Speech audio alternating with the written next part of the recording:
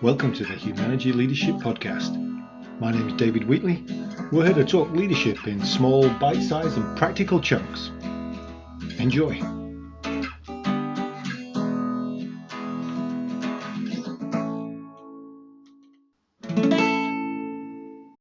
Well, this is a new type of episode which specifically focuses on our work with non-profit collaboration and merger. And there's a team of folks that I have had the opportunity to work with through Humanergy, including Chris Sargent, Rick Chambers, and James Liggins, who have all been involved in multiple non-profit mergers from different perspectives. And we've tried to put some resources together to help organizations that are dealing with collaboration and merger challenges. If you go to humanergy.com, you'll see the nonprofit merger drop-down, and you'll see that also the continuum of collaboration, which is adapted from the Build Initiative Partnership Toolkit on there that Chris talks about in his presentation. Now, you'll also hear words from Rick Chambers and James Liggins. So here's Chris Sargent working on nonprofit collaboration. Yeah, thanks, David, and welcome everybody. We appreciate you joining us today. Obviously, I've got a number of colleagues. We're reinforcing this idea of collaboration. It's not any one of us that is the expert, but together we bring a great deal of experience, background, ideas, and examples to really customize. Because when we think about partnerships, collaborations, and mergers, there's a couple of things that I want to lead off with. One is everybody jumps to merger, and sometimes that's a taboo. And when we think about partnerships and collaborations and potential mergers, we know it's a continuum. It's not a straight line. It's not a one size fits all. It doesn't always lead to merger. Thank you, David, for sharing a piece that I'm really going to draw from in terms of today's brief presentation that really highlights the way in which we can work together, the way in which we do work together. Because the one thing that's true of the nonprofit sector is collaboration is part of our DNA. It's what we do all the time. We collaborate to serve clients. We collaborate with other nonprofits, maybe in a part of our sector, whether it's housing or food security or education, or a variety of other programs. There's usually more than one of us as an organization that's trying to serve a population that benefits from our resources. So we do a lot of collaboration in the sector, and sometimes it's more formal. So sometimes we use the term big C, little c. Little c is we know each other, we work together, we help support each other and the clients that we serve. Big C sometimes gets a little bit more formal. It might be a case of where we have agreements or memorandums of understanding, MOUs, that really guide what it is that we do together, all the way to the point of we share back office supports, or we've decided that while we run organizations that matter, it's the programs and our ability to serve clients that matter potentially even more, and we can do more efficiently and effectively together. And that's where the continuum may go all the way to merger. I don't want to get into reading each of these boxes. They're pretty good at giving a high-level description from kind of left to right. We cooperate and coordinate services, all the way to the middle where we collaborate. That might be more specific and intentional. That might have MOUs associated with it. That might have more agreement-based pieces that we put together to clarify roles and responsibilities. And then we might even think about how we integrate together, how we do things from an administrative standpoint together, how we might share grant resources and pieces like that. Those might also have some formal agreements with it. And sometimes we take the next step, as we have at United Way, both as multiple United Ways coming together as one, and even merging in volunteer centers. So when David introduced me earlier, we were talking about both United Ways and volunteer center mergers that we've done. And between David and James and Rick and I, we have been a part of the United Way mergers over the last 12 years now in the region of West Michigan, South Central Michigan, putting together us working in a greater capacity across now a 6-county region. I think a couple of things are important to highlight. One is, I mentioned this earlier, this is a customized approach. So this is not a, if you do this, then this should happen as a next step. We know that this continuum is both helpful and can be complex in the sense that it's not, go from step one to step two, because sometimes it goes that way. Sometimes it might be accelerated, and sometimes we're comfortable at step one and we're just cooperating, and that's where we want to stay because that's where we're doing it well. But a lot of times we find some synergies, we find some mutual beneficial outcomes when we might take this continuum and go further into collaborations and potentially all the way into merger. So we find this to be a helpful guiding document for us as strategic leaders thinking about this work. We find that it's very helpful with volunteer leaders, because a number of our board members and committee members that might be a part of these discussions may not have had these experiences before. Even some of us as leaders may not have had these experiences before. And so we really provide kind of that experience and background to really help facilitate, guide, and engage the right staff and volunteer leadership to make these decisions across organizations from a continuum and a support perspective. So, we're always looking to engage in the exploration of this, find ways that we can be helpful resources as facilitators, as content experts, as folks who provide communication and legal advice when things get maybe more formal, or when we want to ensure that we have the right amount of communication. Rick will say this all the time. It's a great opportunity to over communicate. David would facilitate the fact that we want to make sure that all voices are heard, both those voices that are excited about the vision and the possibility, as well as those who maybe have some reservation and maybe unsure about what the future looks like. It takes all of those voices and considerations as we move through this. And then, James becomes our expert from a legal perspective in terms of how do you get this done? How do you, set the standard in terms of clear agreements that can define next steps and how this is successful long term. So I think the continuum is helpful as you think about this for your own organizations and organizations that you might partner with. I think it also helps set a vision for what is it that makes the most sense for who you're working with now. Is it more cooperative? Is it more collaborative? Is it all the way to a more formalized merger that has long-term benefits as we move forward? And so those are the ways in which we utilize this and have utilized this, and all four of us working together on a couple of different mergers, some of which have taken a few months all the way to a couple of years to put together.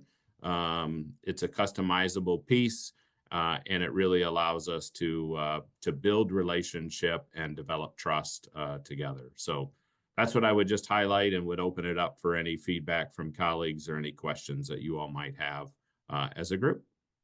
Chris, I wonder if you could explore some more why this is so important for nonprofits right now. What's driving you in particular, somebody who sees and works with so many nonprofits, to say this is something that nonprofit agencies and organizations should be paying attention to? Yeah, and I would take us almost back, without going too far back. I would say the last 15 years have been pretty dynamic change in the sector. And when I say 15 years, that's intentional, because it's really following the recession of 08, 09. Nonprofits from that time frame may have experienced challenges to fundraising. And we continue to see that in the last 4 years through COVID and the global pandemic.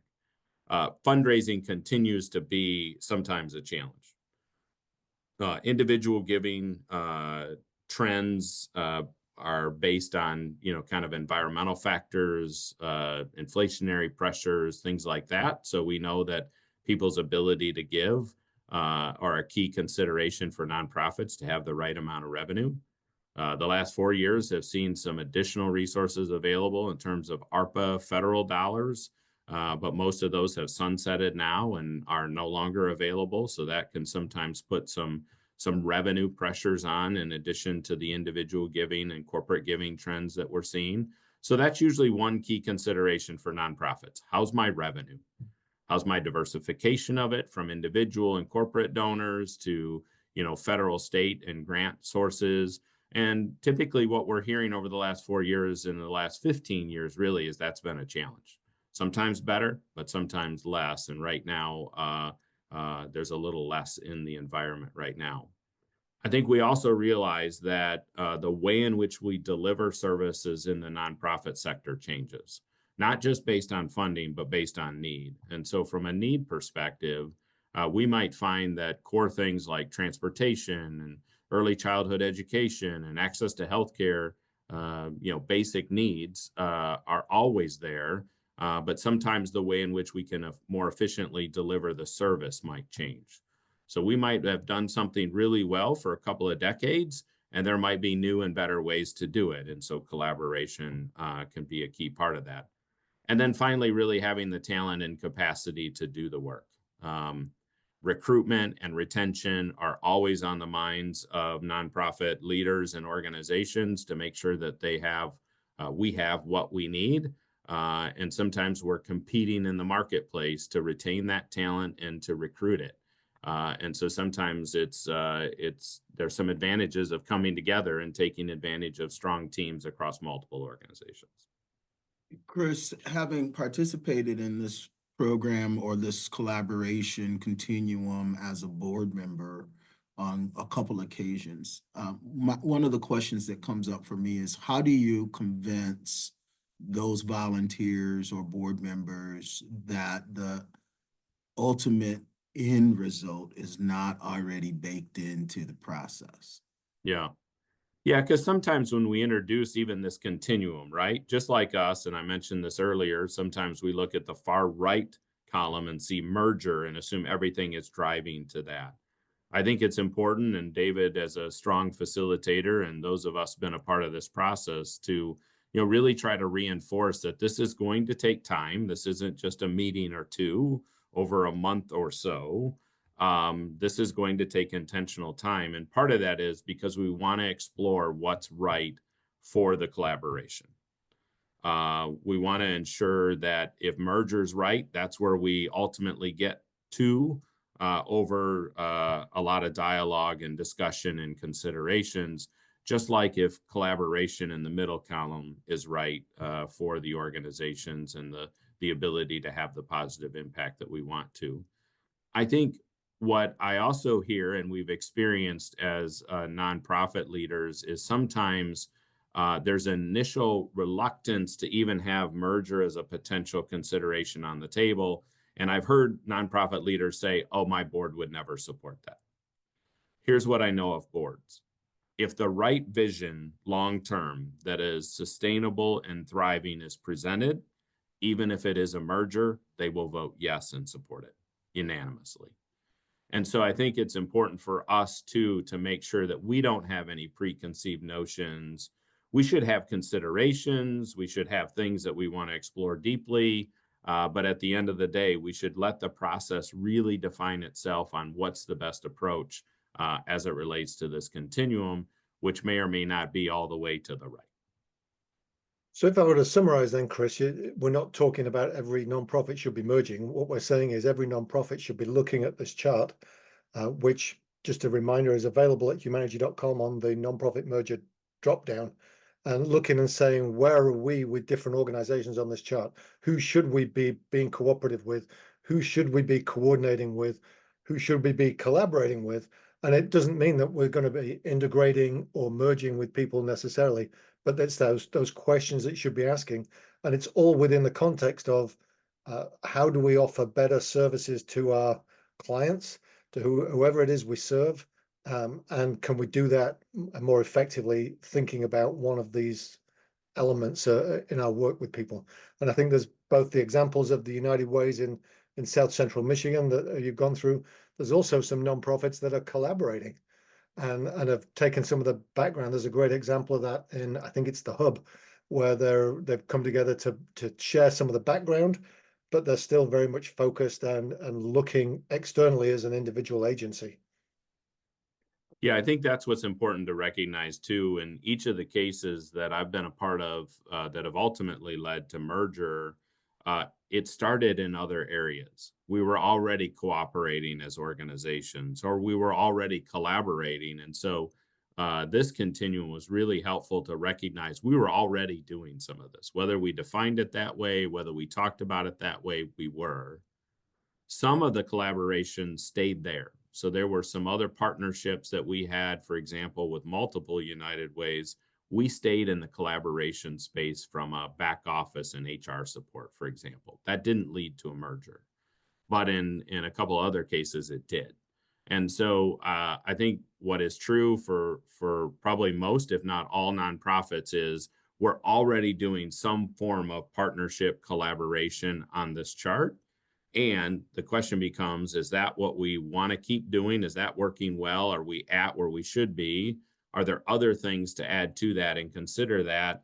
And then is there other parts of the continuum that we think would be beneficial in the future?